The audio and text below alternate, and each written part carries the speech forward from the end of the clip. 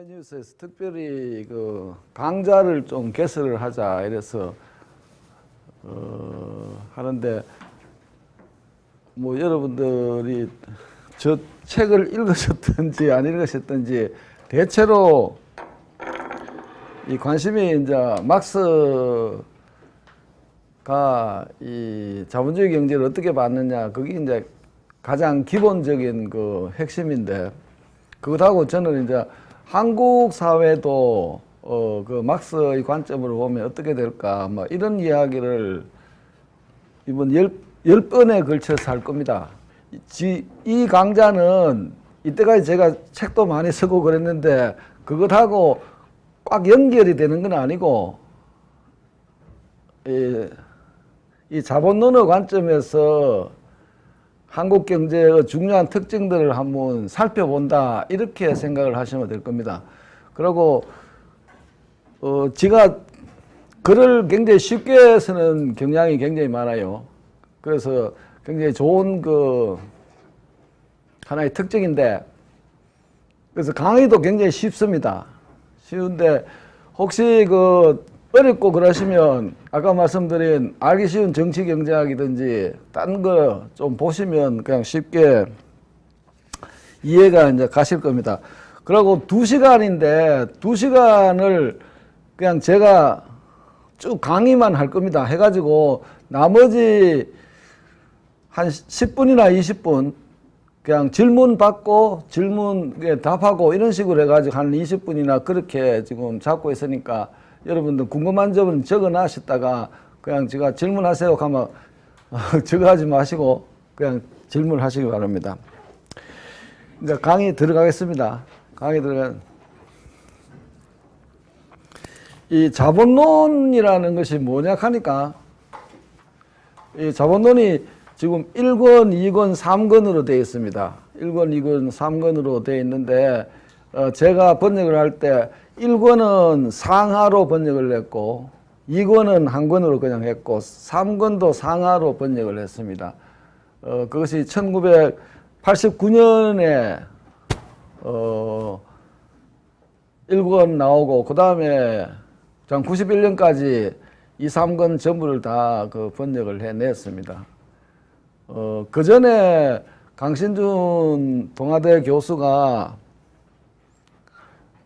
굉장히 젊었습니다. 저보다 훨씬 젊은 사람인데 그걸 자기가 실제로 번역한 것도 아니고 운동권 학생들이 번역한 거를 자기가 집대성 해가지고 이름도 강신준이 아니고 이런 식으로 해가지고 그 번역한 게 있습니다. 그런데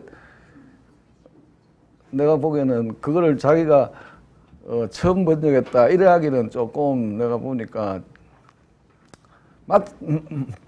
맞지가 않는다 나는 그렇게 생각을 하고 있습니다. 요번에 이제 새로 이제 잘 번역을 한 게 지금 나왔습니다.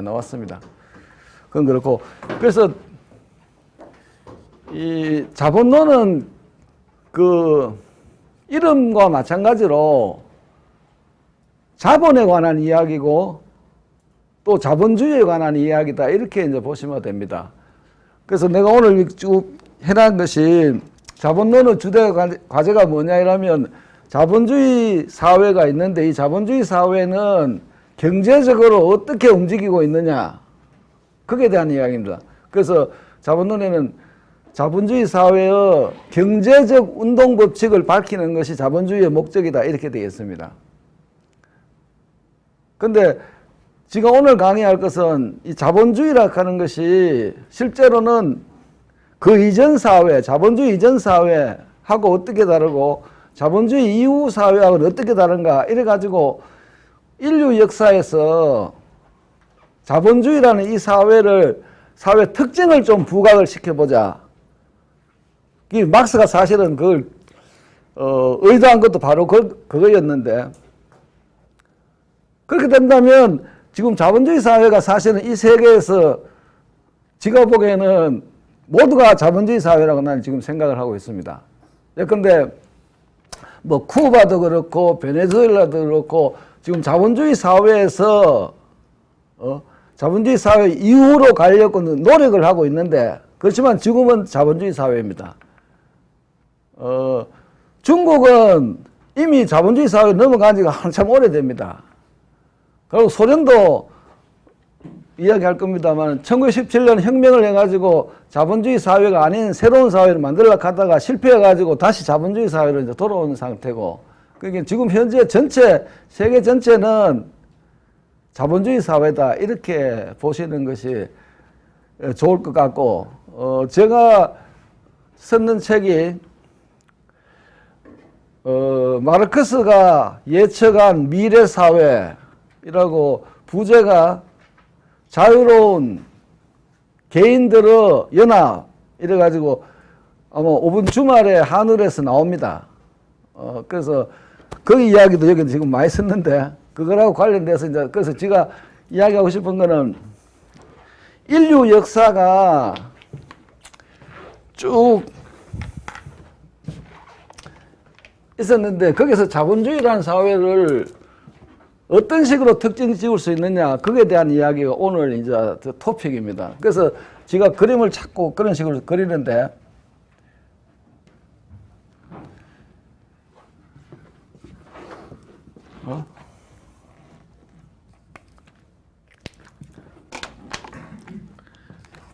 지금 이것이 내가 이제 생각하기로, 인류가 살아온 역사입니다. 인류 역사. 그래서 이것이 어떤 특정한 사회입니다. 특정한 사회. 이전 특정한 사회를 구성해가지고 인류가 살았고, 그러다가, 무슨 문제가 있어가지고 다른 사회로 넘어가가지고 또 이런 사회를 살았고, 그 다음에 또 이런 사회를 살고, 그래서 보통 이야기하면 그냥 여기서 이걸 노예사회라고 하자고요. 노예사회. 인류가 살아온 노예사회고, 이게 봉건사회고, 그 다음에 이게 자본주의 사회고, 이게 이제 새로운 사회라고 그냥 이름을 그렇게 지어 놓읍시다. 그래, 새로운 사회 형태 1이고, 이거는 새로운 사회 형태 2고, 또 새로운 사회가 자꾸 있을 거예요. 그죠? 이 역사는 끝이 없다는 걸 늘 생각을 하셔야 돼요. 역사는 끝이 없다. 이거 어떤 형식으로 몇 분이든지 이래가지고 자꾸 갈 거라고요. 하나는 중요하게 생각을 하셔야 될 거는, 이 자본주의 사회라 하는 이것도 인류의 역사, 이전에도 사실 인간이 태어나가지고 혼자는 못 사는 거니까, 언제나 자기가 태어나면 부모가 딱 계셔야 될 거 아니에요. 부모 계시고 또 그 위에 부모가 계시고 이러면 언제나 인간은 혼자 사는 게 아닙니다. 언제나 집단적으로 살아가는 거예요. 그래서 그걸 집단이라고 하는 걸 그걸 사회라고 생각하면 된다고요. 그래서 여기에 쭉, 그 이전에도 쭉 있었을 거라고요. 이래가지고 쭉 이제 올라왔으니까 인류 역사가 몇 억 년이 될지 모르지만은, 그게 비하면 이 자본주의 사회라는 것도 굉장히 찰나라 할까? 굉장히 짧은 시간이다. 다시 말하자면 자본주의 사회도 곧 망한다. 이 곧이 언제가 될지 모르지만 망한다는 개념을 늘 가져 있어야 돼요. 자본주의 사회라는 것은 안 망하고 영원 무궁하다 하는 이런 거는 전부 과학적인 태도가 아니다, 이렇게 이제 봅니다. 그래서 이렇게 예를 들면 여기 뒤에 밑에가 예를 들면 원시 공산사회라고 하고, 그 다음에 노예사회, 봉건사회, 자본주의 사회, 또 여기 사회주의, 공산주의 사회 이래가지고 쭉 했는 이 인류 역사의 발전 단계 구분이 누가 했냐 하면 막스가 했는 겁니다. 막스가. 그러니까 여러분은 실제로 초등학교부터 쭉 하면서 빨간물이 많이 든 거예요. 빨간물이 많이 들었기 때문에 빨간물에 대해서 너무 신경 쓸 필요가 하나도 없어요. 빨간물이라고 하는 게 공연히 사람을 예민긴다고 자꾸 잡아가고 그러는데 아무 쓸데도 없는 짓이라고요. 그러니까 그런 식으로 되어 있기 때문에 막스가 자본론에서 하고 싶었던 거는 이 사회가 어떻게 구성이 되어 있고 어떤 식으로 운영이 되고 어떤 식으로 성장을 하고 확대 재생산을 하고 이런 거에 대한 이야기예요. 그걸 막스가 사실은 연구를 했는데 그렇게 할 때 가지고 있었던 막스의 개념은 뭐냐 하니까 이것도 하늘에서 뚝 떨어지는 이게 자본주의가 아니니까 봉건사회 여기서부터 이렇게 나왔을 거고 여기서부터 탄생이 되었을 거고 그리고 이 자본주의도 망해가지고 다른 사회로 갈 거다.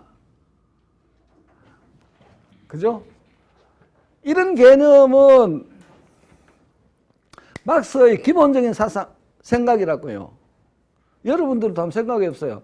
어떤 사회라 하는 것이 이게 인류 역사상 이게 영구불변하게 살아남을 수는 없다. 이렇게 생각을 해버리면 그 사회가 그럼 어디에서 왔을까? 어떤 사회에서 자본주의라는 사회가 나왔을까? 그래서 그게 의심스럽고 그 다음에 이 자본주의는 도대체 어떤 사회로 갈 거냐?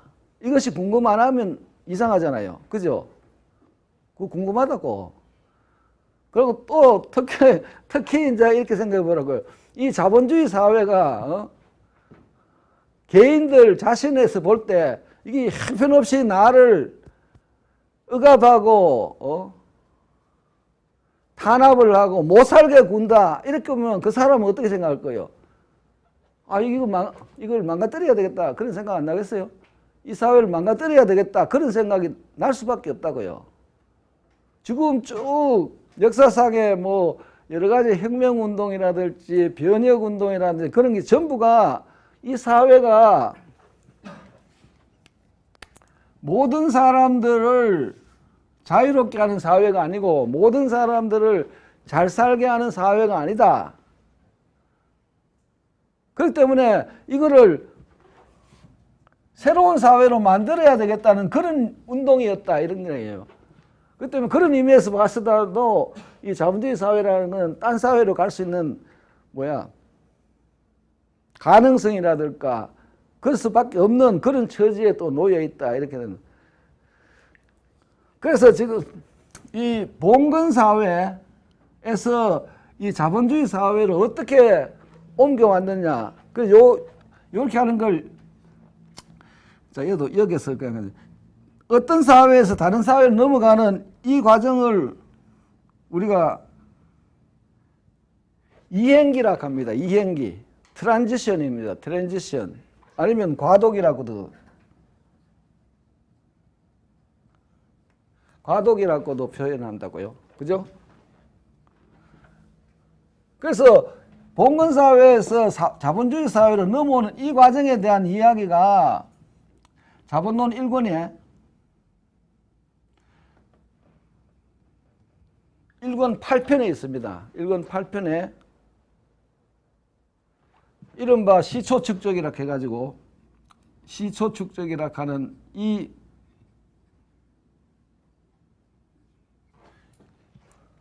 편에 있다고요. 거기는 지금 8편, 1권의 8편이라고 하면 제일 끝입니다. 제일 끝. 제일 끝에 이제 그렇게 나와 있고, 그러기는 자본론을 주는 이거에 대한 이야기인데, 아까 이야기했듯이 막스가 역사를 볼 때 이 역사가 어디에서 왔다가 어디로 가느냐, 그거를 말하지 않으면 자본주의라는 것을 제대로 이해를 못하기 때문에 그것을 제일 마지막 편에다가 잡아 넣어놓은 거예요. 어떻게 와서 왔느냐. 그리고 이렇게 가는 거, 자본주의를 다 설명을 했다고요. 그러고 나서 이렇게 가는 것은 어떻게 되느냐. 이럴 때 이 1권, 이 8편에 32장이라는 게 있습니다. 32장. 여기에 자본주의적 축적어, 자본주의적 축적어, 역사적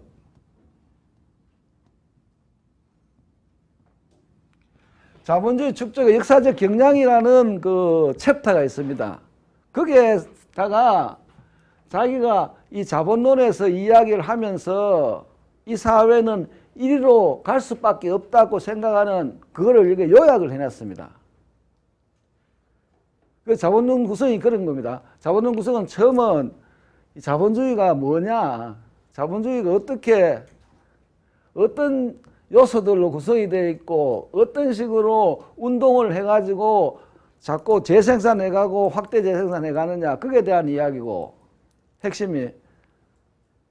그 다음에는 이 자본주의 사회도 어디로부터 와서 어디로 간다는 그런 역사의 경로를 가지고 있을 수밖에 없기 때문에 그것에 대한 경로를 했는 것이 1권에서 8편하고 8편 전체가 그렇고 그 중에 32장이 자본주의 역사적 경향이에요. 여기에 뭐가 있느냐 하니까 자본주의가 망한다는 이야기가 있다고. 자본주의가 망한다. 근데 실제로는 이 8편 제목이 시초 축적이기 때문에 원래 이것만 이야기하려고 그랬는데, 그러면 이 망하는 이야기는 실제로는 이 8편에 나타나는 게 아니고 9편으로 이래가지고, 예를 들면 9편으로 해가지고 자본주의 축적 역사적 경향 해가지고 자본주의는 망한다 이래야 될 거 아니에요. 이렇게 해야 되는데 이 책이 처음이고 뭐고 나오는 게 저 독일에서 나왔습니다. 이게 1867년에 독일어로 번역이 됐다고요. 물론 이때는 막스는 영국에 살고 있었어요. 영국에 살고 있으면서 책을 내가지고 독일어를 만드는데, 독일에서 또 실제로 그 출판 자체도 출판지가 독일이에요. 그런데 독일에 있는 그 왕정, 독일 이때 지금 왕정하고 있었으니까 왕정의 그 관리들이 책을 보면 이 왕정을 반대하고 왕정이 무너진다고 이렇게 하는 사람들은 늘 잡아가고 이럴 때란 말이에요. 그래서 막스가 생각하기를 딱 9편이라 해가지고 자본주의는 망한다 이래 뿌리면 이 자본론을 다 몰수해 갈 가능성이 있다 이런 이야기예요. 그래서 이 친구가 머리를 쓴다고 해가지고 이 8편에 32장에다가 이걸 넣고 33장은 이 시기에 식민제도 이렇게 잡아 넣었다 이렇게 보시면 돼요. 그 뭐랄까 하니까 금요라는 친구가 제일 첫 장 하나 보고 제일 마지막 장을 보다 보니까 식민제도가 딱 나오니까 이거 별게 아니구나 하면 통과시켰다 이런 이야기예요. 막스가 그래서 여기 들어갔다 생각하는. 근데 이것이 실제로는 제9편이고 자본주의가 망한다는 것을 가장 요약을 해가지고 적어놨다 이렇게 생각하시면 돼요. 그 재밌죠? 지금 사실 제가 생각할 때는 우리나라에 박정희라는 친구 하고 이명박이라는 친구는 말이지 독일에 있는 그 왕정보다 더하다고 그래 생각해요. 아니 내가 사실은 학번이 61학번이에요. 1961년에 내가 대학 1학년 들어갔는데 그때가 박정희가 쿠데타 일으킨 그 해예요. 그래서 그 친구하고 내하고 같이 쭉 살아왔는데 노상 당하면서 살았지 뭐. 얼핏하면 계엄령 터져가지고 학교 문 닫고 전부 잡아가고 책 읽으면 독서회 사건 만들어가지고 간첩이라 해가 잡아넣고 노상 그랬다고요. 우리 뭐 이명박이 촛불 대회 촛불 그거 한다 그거 해가지고 사람들 야단치는 그런 거하고 굉장히 닮았잖아요. 내가 뭐하려고 그런 이야기 했지? 그래서 우리나라가 굉장히 그냥 이야기인데 박정희 있을 때 학생운동이 굉장히 많이 일었었잖아. 사실은 뭐 NL이고 PD고 간에 학생운동이 굉장히 있었는데 그것이 학생운동이 정부의 그 중앙정보부나 뭐 검찰이나 경찰에 안 잡히가기 위해서 노력을 하다 보니까 학생들 간에 토론이 없었다는 거예요. 아시겠어요? 그것이 굉장히 중요한 거예요. 토론이 하나도 없이 그냥 어떤 그 조직의 장이 말이죠. 학생들 중에서도 자기들끼리 서클하면 조직장이 자기는 이렇게 생각한다 이렇게 하고 이러면 말이지 토론도 안 하고 그냥 다 머리로 외우려고 자꾸 노력을 했다 이 말이에요. 그러니까 이 사회를 잘 모르는 거예요.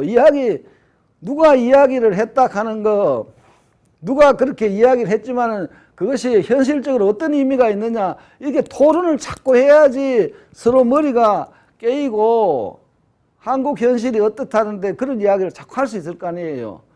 그런 걸 못했기 때문에 지금 이런 결과가 생긴 거예요, 사실은.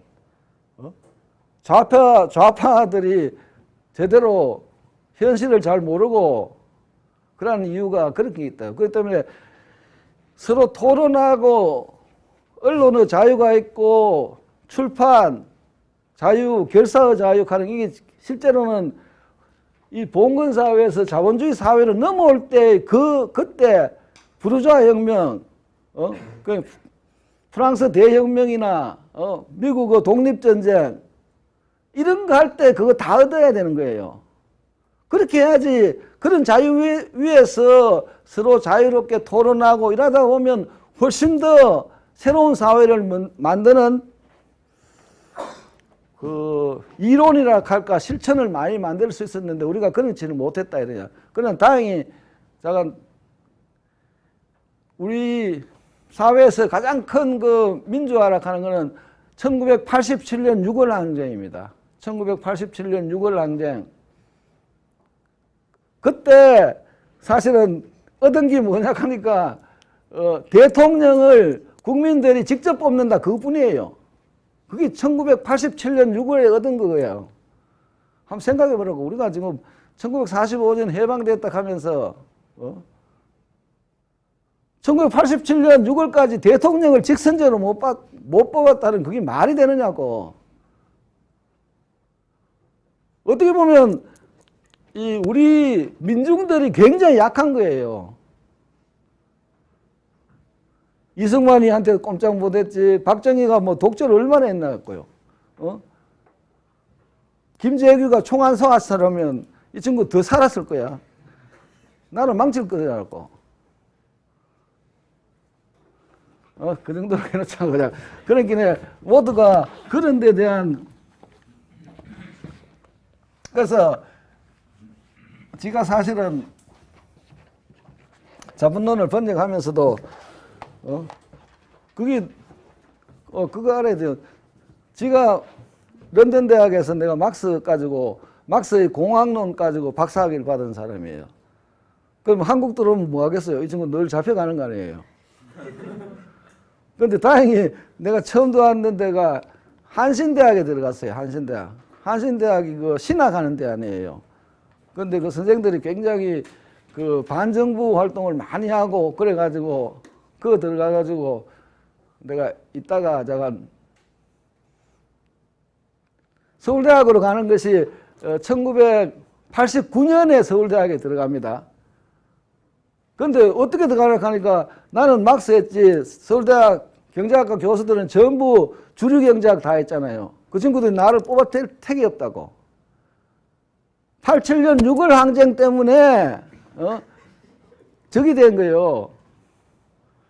학생들이 야 우리도 뭐 막스 한 사람 한번 뽑아보자. 선생 좀 모셔보자. 이래가지고 그 학생들이 데모를 했어요. 데모를.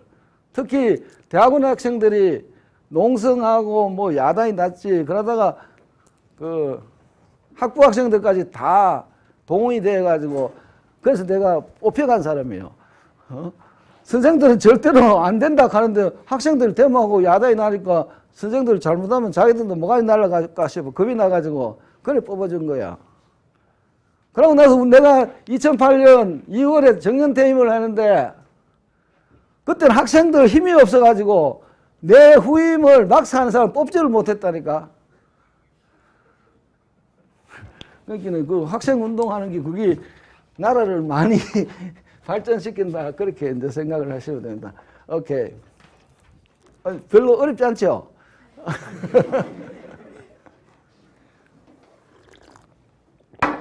그래서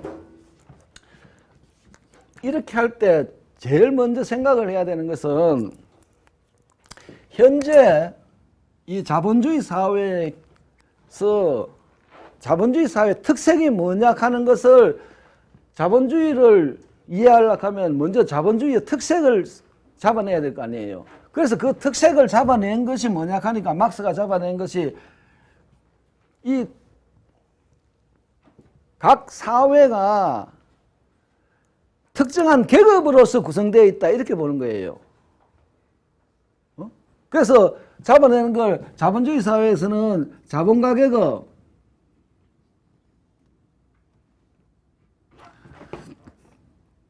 하고 임금 노동자 계급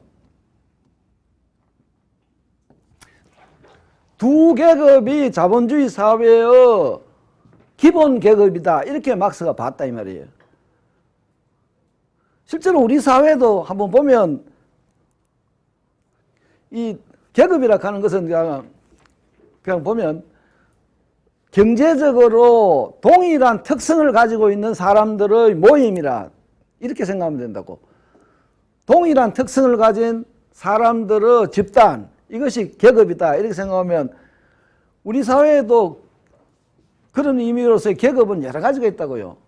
뭐 자본가 계급 이렇게 해가지고 공장장 부터 시작해가지고 그런 사람도 있고 임금 노동자 이렇게 해가지고 그 회사에나 공장에 들어가가지고 임금을 받아서 생활하는 사람들이 있고 또 있잖아요. 자영업주들 있잖아요. 자영업 하는 사람들. 자영업은 사실은 자기가 어떻게 보면 자본가도 되고 노동자도 되고 그래서 가족들을 노동자로 해가지고 경영하는 것이 자영업의 기본입니다. 그런데 물론 요새는 이제 자영업이라고 해가지고 노동자들을 다른 자기 가족 아니고 노동자들을 몇 사람 고용을 해가지고 하는 경우도 있지만은 자영업은 원래는 자기가 자본가고 노동자도 되면서 가족을 노동자로 고용을 해가지고 한다 이렇게 생각하면 그게 자영업의 기본적인 저건데 그런 사람들도 있다고요. 그죠? 근데 막스가 자본주의 사회의 기본은 자본가 계급이다 하고 임금 노동자 계급이라는 두 개의 적대하는 계급으로 구성되어 있다. 이런 것은 내가 보기에는 엄청나게 잘 봤다 이런 이야기예요. 지금 한번 생상을 한번 보라고. 지금 세상을 보면 자본가 계급은 자꾸 부자가 되고 자꾸 올라가고 이 노동자, 임금 노동자 계급은 자 일자리 떨어지지 비정규직 많이 생겨가지고 낮은 임금을 받지 굉장히 어려워지잖아요. 빈부격차하는 이런 거잖아요. 자본가 계급하고 노동자 계급하고 사이다 이런 이야기예요. 그 특징을 잘 발견했기 때문에 실제로는 자본론이 지금도 명맥을 유지하는 것이 자본주의 사회를 특징을 이런 식으로 지어가지고 이 두 계급들 사이의 상호관계를 통해가지고 자본주의 사회를 본다 이 말이에요. 그지? 그러면 실제로 어떻게 되냐 하니까 이제 이게 이제 저거가 나올 건데 자본가 계급이 하고 임금 노동자 계급을 이렇게 보면 공장을 누가 소유를 하나 하니까 전부 자본가 계급의 소유란 말이에요. 공장이. 그죠? 그 다음 기계도 자본가 계급이 소유고 뭐 원료도 그렇고 또 생활하는 생활수단이라 해가지고 쌀이나 뭐 소비재 모두 이것도 실제로는 이 자본가 계급의 소유라고 생각하면 된다고. 화폐도 마찬가지고 여러 가지 물건을 살 수 있는 화폐 이것도 이 자본가 계급의 소유다. 그럼 임금 노동자는 뭐냐? 임금 노동자는 자기가 재산이 하나도 없다고. 재산이 하나도 없기 때문에 먹고 살려고 하면 누구 밑에 가서 일을 해야 된다고. 누구 밑에 가서 일을 해야 돼요. 다시 말하면 자본가 밑에 가서 일을 해야 된다. 그 임금 노동자가 가지고 있다는 것이 소위 말하면 노동력이라는 것인데, 노동력은 개념적으로 하면 노동할 수 있는 정신적, 육체적 힘이야, 힘. 이 노동력을 판다, 이렇게 이야기한다. 노동력을 팔아가지고, 노동력을 팔아 임금을 얻고, 임금을 얻어 생활한다. 노동력을 팔아 임금을 얻어 생활한다. 지금 우리 사회에서 실업자가 많고 이렇게 하면서 생활이 어려워가 자살하는 사람도 굉장히 많잖아요. 그 사람들 뭐예요? 먹고 살 게 없는 거예요, 사실은. 먹고 살 게. 지금 자꾸 노인들에 대한 문제도 자꾸 이야기도 하지만은 노인들이 먹고 살 게 없는 거란 말이에요. 그게 문제예요. 그렇기 때문에 이쪽은, 한쪽은 이 노동력이 있다 하는 거, 내가 일할 수 있는 정신적, 육체적 힘을 가지고 있다는 것, 이것은 실제로 내 재산이 아니라니까. 이걸 누가 사줘야지, 이 노동력을 사줘야지 거기서 소득이 난다 이 말이에요. 거기는 노동력을 가지고 있어 봐야 그걸 누가 안 사주면 아무 소용도 없는 거라니까. 그렇기 때문에 재산이 하나도 없다고 이야기할 수밖에 없어요. 자본주의 사회는 원래가 이렇게 엄청나게 불평등한 사회다, 이렇게 봐야 된다고요. 그래서 지금 대통령 선거하는데 뭐 경제 민주화가 어떻고 분배가 어떻고 복지가 어떻고 자꾸 떠들어섰는데, 이 자본주의 체제를 그대로 유지를 해버리면 임금 노동자 이런 상태를 해결을 할 수가 없는 거 아니에요. 자본주의 사회 근본이 이거니까. 그러니까 하면 임금 노동자 이 상태를 극복을 하려고 하면 자본주의 사회를 망가뜨려야 되는 거예요. 그죠? 망가뜨려 가지고 이 새로운 사회로 가버리면 이것이 없어진다고. 지금 이제 나중에 나오지만 새로운 사회라고 하는 것이 결국 새로운 사회라고 하는 건 뭐냐 하니까, 이 공장, 기계, 생활수단, 화폐 이것 가지고 자본주의 사회에서는 자본가 계급이 노동자 계급을 고용을 하기도 하고 또 자기의 공장을 자꾸 확대시키기도 하는데, 이것을 전부 모든 사람에게, 모든 사람을 소유로 만들자 하는 것이 예를 들면 새로운 사회, 막스가 생각하는 새로운 사회의 하나의 기본적인 특징이라고요. 그래 버리면 임금 노동자하고 노동자 계급이라고 하는 게, 이런 계급이 없어져. 구분이 없어진다고. 없어져요. 모두가 똑같은 사람이야. 그게 아까 이야기한 자유로운 개인들이 되는, 자유로운 개인, 자유롭고 평등한 개인들의 사회가 연합이 이런 식으로 되는 건데, 그러면 이 둘 차이가 없기 때문에 뭐 경제 민주화인지 뭐 복지니 분배니 그런 게 여기 가면 이야기가 하나도 될 게 없다니까. 지금 이거 구분이 되어 있기 때문에 그 문제가 자꾸 중요한 이슈로 등장을 한다, 이런 이야기예요. 그죠? 그러니까 여기서 뭐 우파고 좌파고 자꾸 이야기하는데, 만약 좌파가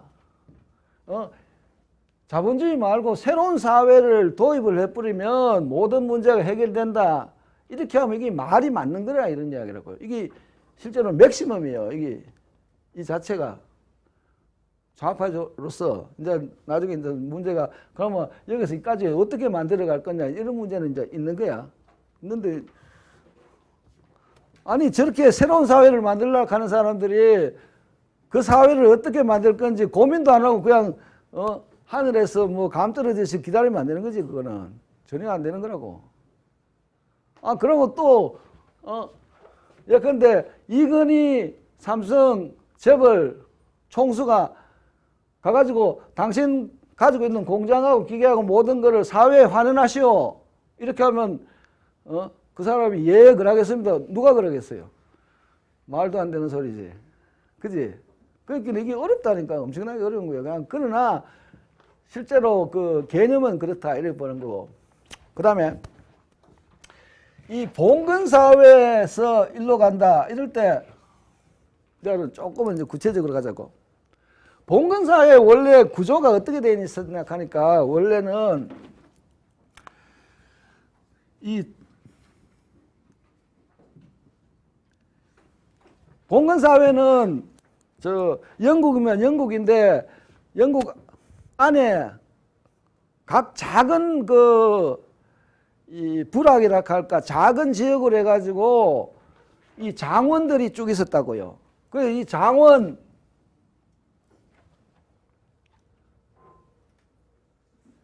장원을 그 봉건 영주들이 장원을 가지면서 각 동네마다 그 이제 이 영주가 자기가 쭉 지배를 했다고요. 그런 그 지배 관계가 전부 하나로 통일돼 가지고 그 나라에 국왕이 생기는 것, 그것이 실제로는 자본주의의 시작이다 이렇게 생각하면 돼요. 각 동네마다 장원이 다 있고 각각 영주가 있었다고. 근데 지금 한국은 어떻게 봉건사회가 있었나 없었나 이런 이야기가 많이 논의가 되고 있는데 일본은 뭐 이런 식의 그 봉건사회가 있었다 이렇게 이제 주장을 한다고요. 그건 좀 한국사 하시는 분들이 좀 연구를 더 많이 해야 되겠다 싶은데 이래 되면 대체로 구성이 어떻게 되어 있냐 하니까 여기에 영주의 직영지가 있어요. 이게 이제 땅이에요, 땅. 직영지가 있고, 그 다음에 이쪽으로 한 이만큼 해가지고 이 농민들이 자기가 관습적으로 자기 선조들로부터 해가지고 땅을 점유하고 점유해서 이렇게 살고 있었다고요. 그래서 점유를 해가지고 이 농민들이 이걸 농노라 하는데 농노가 토지를 점유하고 이 토지를 경작을 해가지고 그죠? 점유하고 경작해서 자기와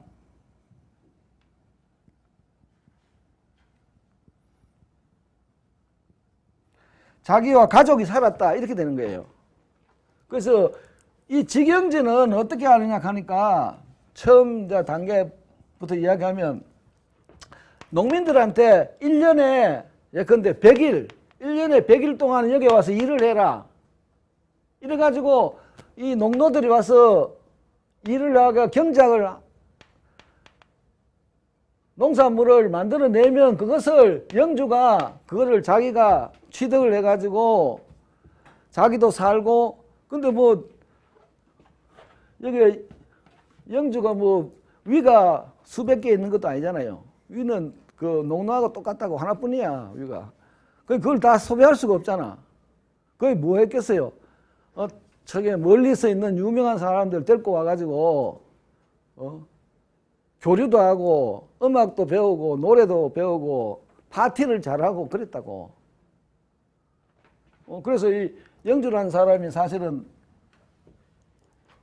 이 사회에서는 굉장히 그 신망이 높다. 그래서 이 사람이 그 재판권도 다 가지고 이제 그런 거예요. 그러다가 그다음 여기에는 뭐냐 하니까 이걸 코몬이라 하는데 이거를 공동지라 하고 공동지 혹은 공유지라 하는데 여기는 그냥 초원이에요. 초원. 여기서 농노도 그렇고 영주도 그렇고 여기 와가지고 가축을 키우는 데요. 가축. 소, 말, 돼지, 닭 이런 걸 키워가지고 자기들이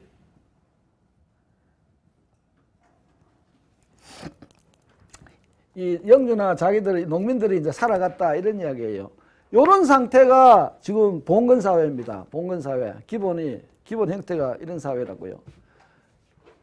이런 사회에서 지금 우리가 찾아내야 될 거는 뭐냐 하니까 어떻게 해서 한쪽은 자본가 계급으로 성장을 하고 또 한쪽은 임금 노동자 계급으로 성장을 했느냐, 그게 이제 문제 아니에요. 이런 사회인데 이런 사회에서 어떻게 한쪽은 화폐나 생활수단의 공장 기계를 다 가지고 있는 그런 자본가 계급으로 성장을 했고 다른 쪽은 아무것도 없다고 지보여. 여기에서는 사실은 토지를 지금 점유하고 있었다고. 이 당시는 점유나 소유 개념이 없어요. 우리가 지금 생각할 때는 소유라 하면 이 농민이 이 땅을 말이야 자기 땅이라고 생각해 가지고 남한테 파는 거 아니에요. 파는 권리까지 있어야지 소유라 하는 거야. 근데 여기서는 판다는 개념이 없는 거야. 자기가 그냥 여기서 늘 이걸 이용해 가지고 점유해 가지고 이걸 이용해 가지고 경작해 가지고 살면 된다 이것뿐이니까 소유라는 개념이 없었다고요. 점유만 하고 있었다고. 그렇기 때문에 점유가 하고 있었기 때문에 나중에 영주든지 다른 정치 권력이 들어와 가지고 이 사람들을 쫓아낸다 이 말이에요. 여기서 땅에서 쫓아내요. 쫓아낼 때 이 사람들이 이건 내 땅이다 하는 건덕지라 할까 문서가 하나도 없는 거야. 왜냐면 옛날은 뭐 원래대로 그랬잖아요. 옛날에는 그냥 자기 아버지 할아버지 해가지고 그에 따라서 그 땅을 차지해가지고 이용을 했다는 그것뿐이다 이 말이에요. 그죠? 그래서 이 땅이 이제 새로운 권력층들이 들어와가지고 야, 이 땅이 너 땅이라는 걸 증거를 내라 하니 증거를 못 대잖아. 그래서 전부 다 쫓겨나간다고. 그래서 여기에 있는 사람들이 전부 전부 쫓겨나서 이제 농촌에서는 보니까 땅이 하나도 없으니까 경작을 못하니까 전부 도시로 나와가지고 임금 노동자로 됐다 이런 이야기야. 근데 자기가 가진 거는 노동력뿐이니까 노동력을 팔아야 되겠다 이래가지고 판 것이 이제 자본가 계급이다 이런 이야기라고요. 오케이?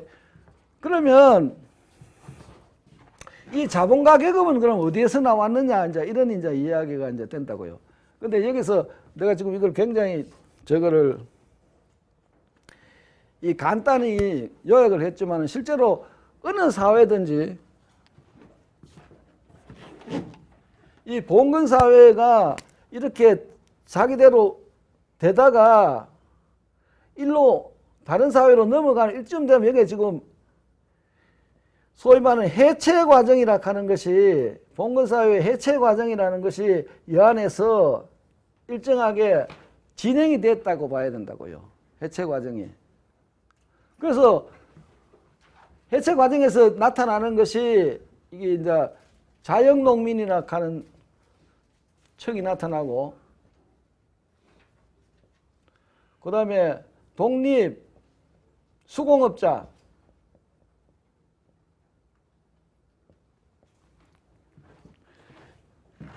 이와 같은 그 장원 봉건 사회의 그 영주가 지배하던 이것이 점점 이제 해체되기 시작했다. 해체되기 시작했을 때 가장 중요한 요소 중 하나가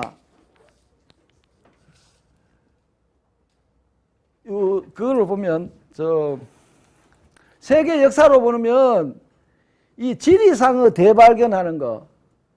그러니까 저쪽에 아메리카 대륙이 발견이 되고 희망봉이 뭐 발견이 되고 희망봉을 거쳐가 인도를 가고 아시아로 가고 가면 이런 식으로 교역이 자꾸 넓혀지고 이러니까 예컨대 유럽 같으면 유럽에 살고 있는 사람들이 신기한 거를 많이 이제 보게 됐다고요. 신기한 거를. 그래서 특히 이 영주 같은 사람들은 돈도 있고 이러니까 그 신기한 것에 너무 몰두를 해가지고 이 영주가 몰라가는데 전부 상인들한테 혹은 고리대금업자 상인이나 고리대금업자에게 빚을 져가지면서 그런 해외 신기한 그 물건들을 사기 시작했단 말이야. 그 생활이 굉장히 그 뭐예요? 편리한 거잖아. 그러니까 이건 딴 이야기인데 우리 할아버지가 굉장히 부자였던 모양이에요. 그래서 내가 우리 엄마한테 묻는다고. 엄마한테 할아버지 왜 그 재산 다 날려서 이러니까 할아버지가 사탕을 끓여 좋아했대요. 외국에서 서양에서 온 사탕을 끓여 좋아해가 그 사탕 먹다가 다 재산을 날린다 이러더라고. 몰라, 그 거짓말 아닌가 모르지. 그런데 그런 극이 많아요. 이런 새로운 세상이 오고 이러면 말이지 돈 있는 사람들이 새로운 걸 자꾸 보다 보면 옛날부터 그 돈 쓰는 그 버릇은 있고 이러다가 이걸 다 팔아먹습니다. 이거 다 팔아먹고 여기 있는 거 자기가 이걸 전부 자기가 이건 전부 모두 공유지인데 코몬이라 해가지고 그 영국에 가면 런던에도 뭐 윈블던 코몬이라 해가지고 있는데 그 땅은 주인이 없습니다. 아무나 가서 저거 하고 파크라 하면 공원이라 하면 이 주인이 있다고요. 주인이 있어가지고 이걸 관리를 해가지고 아름답게 꾸며가지고 이래가지고 다른 사람들을 구경하게 하는데 이 코몬은 주인이 없어가지고 그냥 그 식물들이나 동물들을 뭐 마음대로 그냥 있게 그래 돼 있는 게 있어요. 이게 코몬이라 하는 거예요. 근데 이거를 전부 이 영주가 권력을 써가지고 이걸 다 자기 것으로 만들었다가 그걸 다 팔아먹고 이래가지고 이러다 보니까 이 해체 과정, 이 해체되는 그 과정에서 대체로 보면 14세기쯤 말쯤 되면 이 자영농민이 땅을 뭐 크게는 가지고 있지 않은 대체로가 이제 이 농노로부터 전부 해방이 돼 가지고 자영농민들 영어로 하면 요만리가 많이 지배를 하고 있었다 이렇게 됩니다. 그리고 또 그 밑에 있던 이제 수공업자들이 독립적으로 이제 해가지고 수공업자 하고 이러다가 여기에서 계급 대립이 있잖아요. 이 서로가 경쟁을 하다가 한쪽은 이제 거대한 토지 소유자든지 이러다고 이 사람들 이제 몰락해가지고 이제 임금 노동자로 내려가고 이것도 마찬가지로 거대한 수공업자가 되고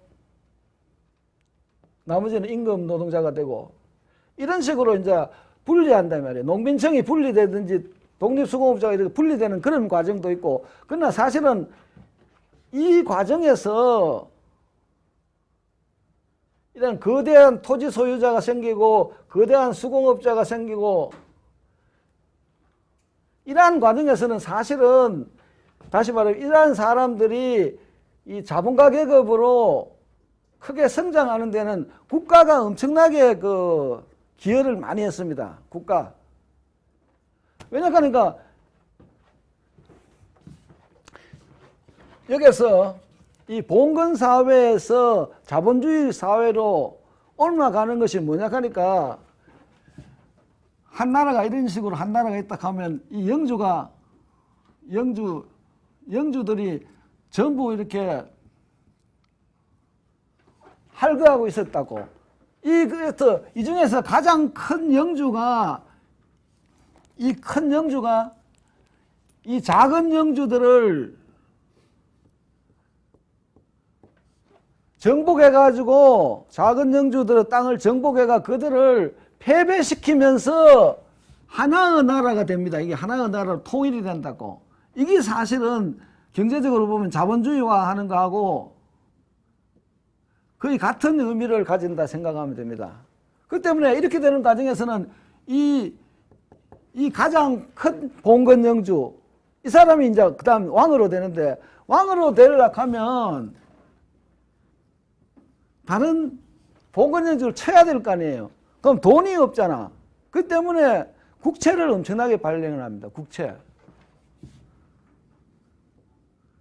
국채를 발행하기 때문에 돈을 가지고 있었던 사람, 고리대금업자든지 상인들을 해가지고 이 친구들이 아까 이야기했듯이 해외 무역하고 식민지 무역하고 이러면서 돈을 많이 버는 그 친구들이 국채를 사가지고 국채가 이자율이 굉장히 높은 국채를 사가지고 더 큰 부자가 된다 이런 이야기예요.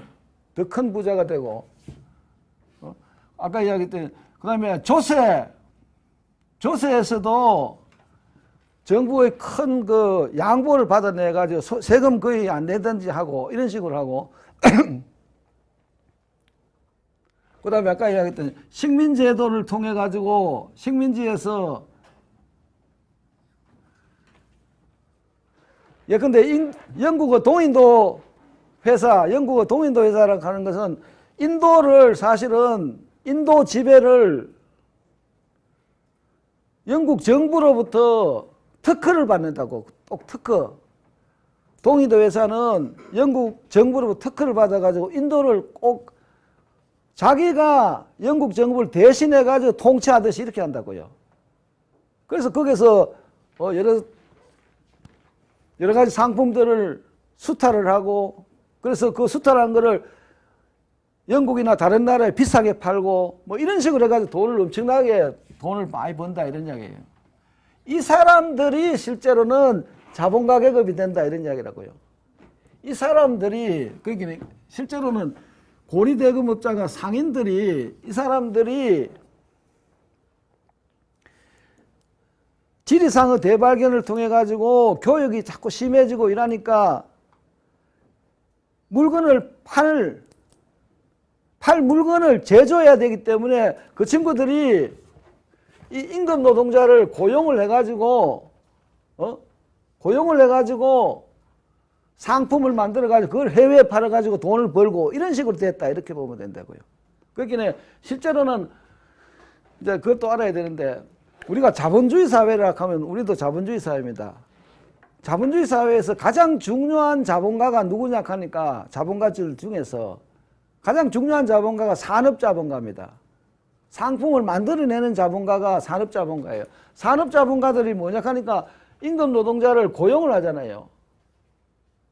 고용을 했는데 고용을 해 임금을 주고 상품을 만들어낸다고요.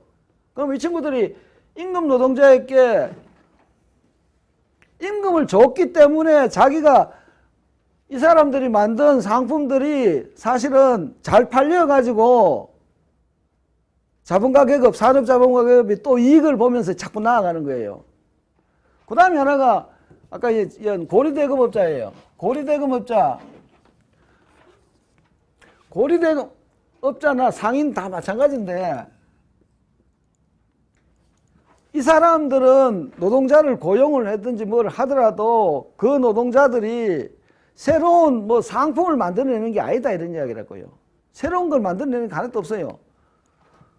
상인은 산업자본가가 만들어낸 상품을 팔아가지고 파는 데서 사는 값하고 파는 값 그 사이의 이익을 가져갈 뿐이지 새로운 것을 창조를 하지 않는다 이런 이야기예요. 그리고 고리대금업자는 뭐예요? 돈 빌려주고 나중에 이자를 받잖아요. 고리대금업자 한 일이 뭐예요? 하나도 없잖아요.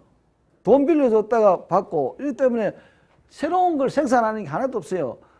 지금 이제 나중에 가면 지금의 그 금융 위기라든가 경제 위기 내가 최근에 그걸 이야기하지만 그 문제 중에 하나가 은행하고 고리대금업자가 은행입니다. 이거 요새로 말하면 이게 은행이라고요. 이 친구들이 실제로 고용도 많이 늘리지 않고 새로운 가치도 생산 안 하는 친구들이 자꾸 돈을 다 가져갔다 이런 부자가 다 됐다 이런 이야기예요. 그 부자 되는 방법이 뭐가 있었겠어요? 다른 사람 주머니를 트는 겁니다. 다른 사람 주머니를.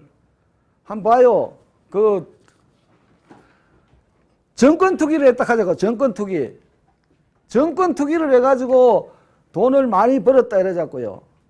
근데 정권을 사고 팔고 해가지고 자기가 돈을 벌었는데 이거는 하나는 자기가 뭘 생산한 게 아니라니까. 생산한 대가로서 자기가 돈을 번 게 아니고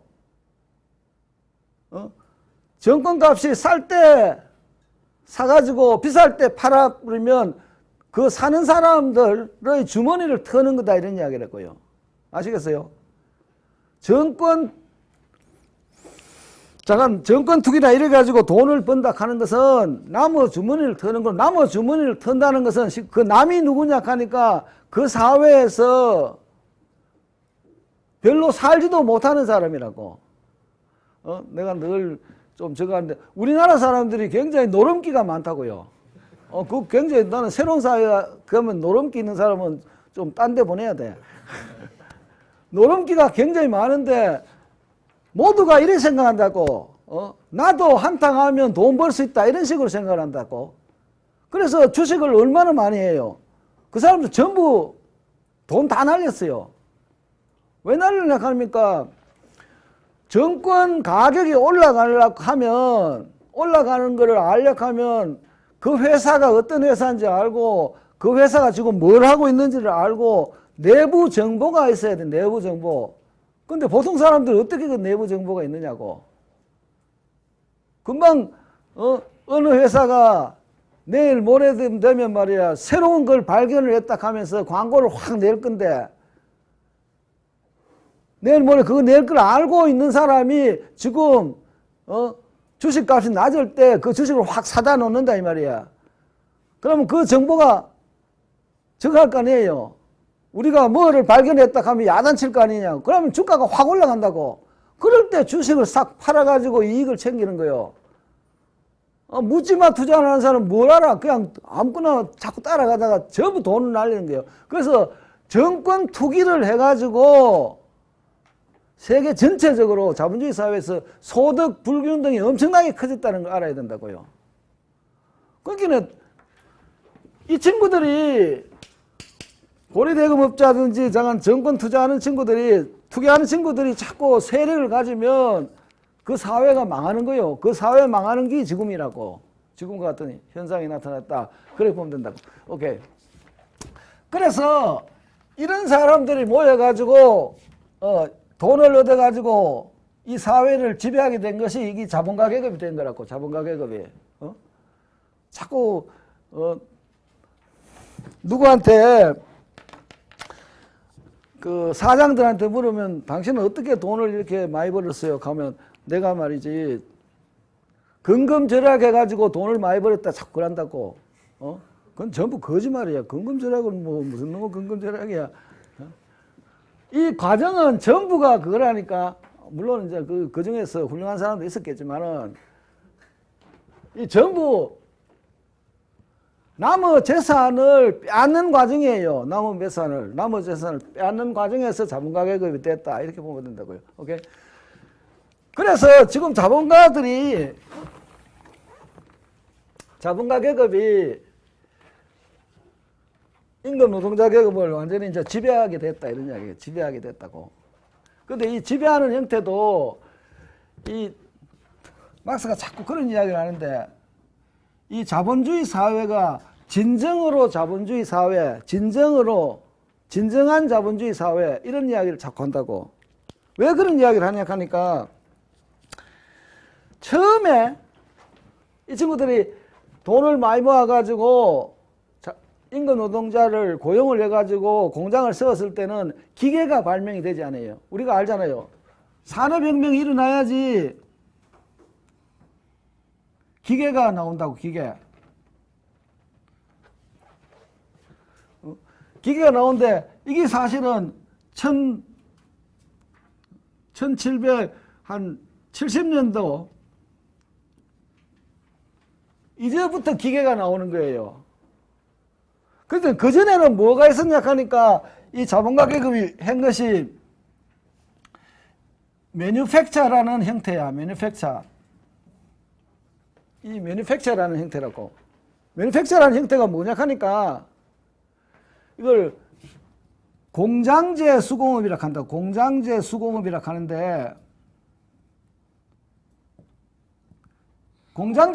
하는데 이 공장에다가 자, 이 단계를 발전 단계를 뭐 수공업이라고 하면 아까 얘기한 독립적인 생산자가 있거든.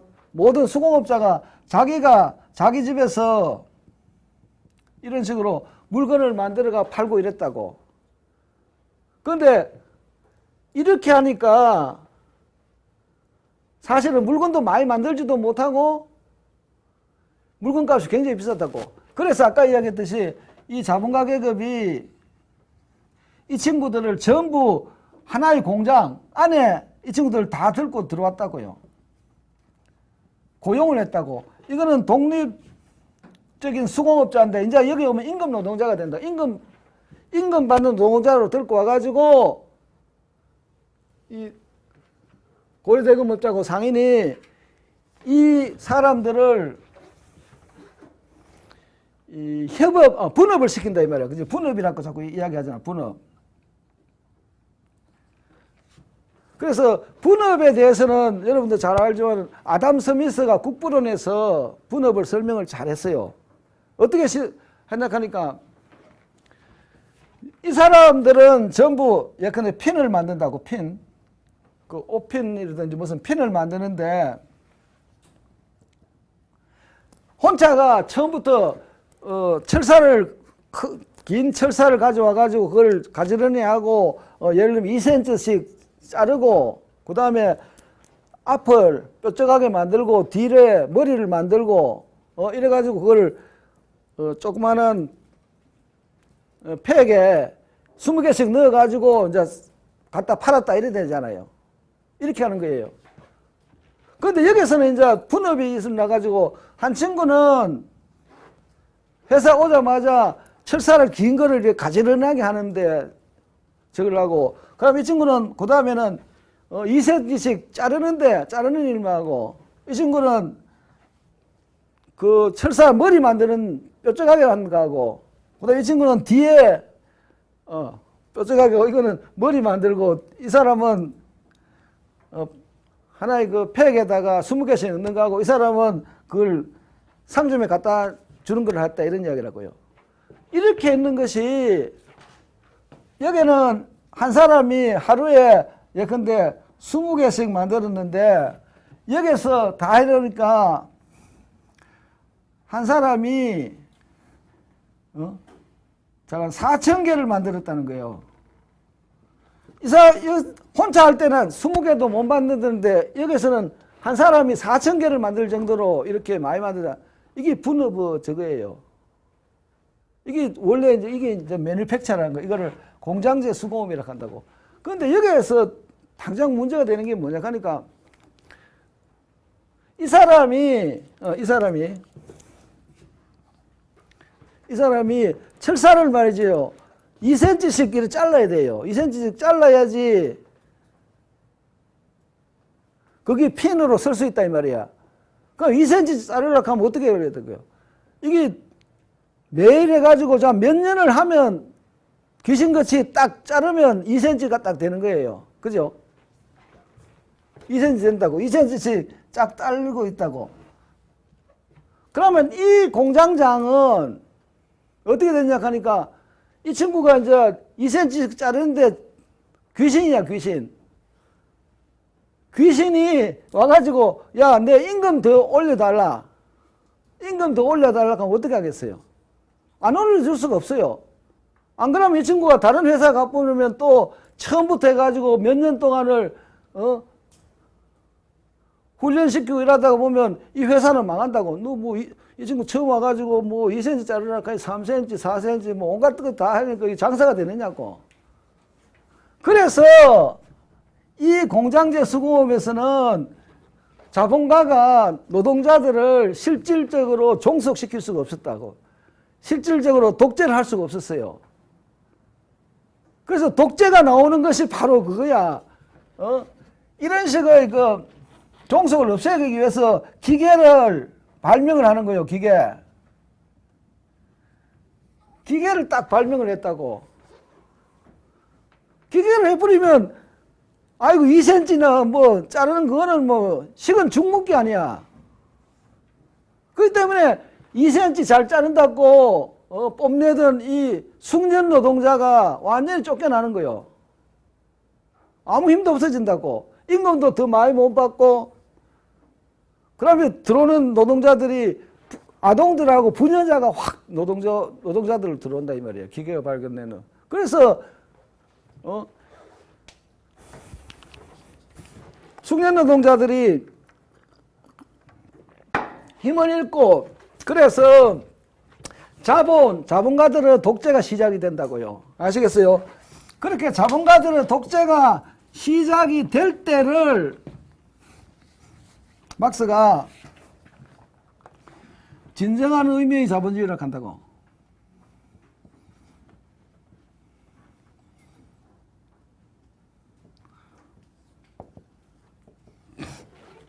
오케이? 그게 이제 자본주의가 됐어. 그래서 자본주의가 굉장히 커갔는데, 이제 여기도, 우리가 9시 반까지지요? 9시 반까지. 난 9시까지 줄 알고 굉장히, 당황을 했는데, 괜찮네? 그러니까, 나가자고요.